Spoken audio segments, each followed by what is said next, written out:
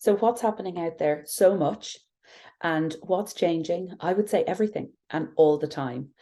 I think if we think back over the last 2.5 years, I'm not sure that the world of work has ever seen so much change in such a condensed period of time.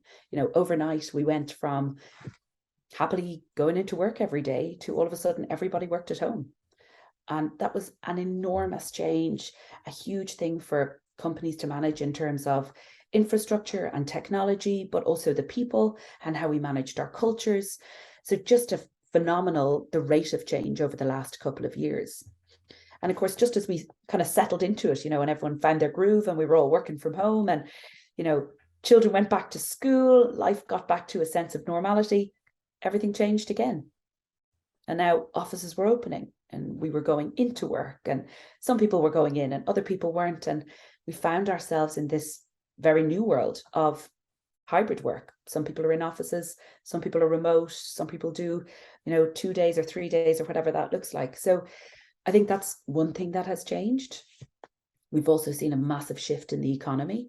So we have gone from, I suppose, the highs of this time last year in terms of where world economies were at. We've seen a war this year. And just, again, another significant change. We're seeing very high inflation rates. But at the same time, in a stark contrast, we have very low unemployment rates.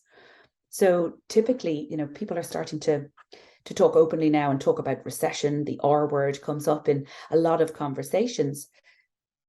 But we're in a bit of a strange place in terms of, yes, inflation's very high, but we're at almost full employment right now. In the UK, I think it's slightly less than 4% maybe, which a lot of people would consider to be full employment. So it's just record jobs as well.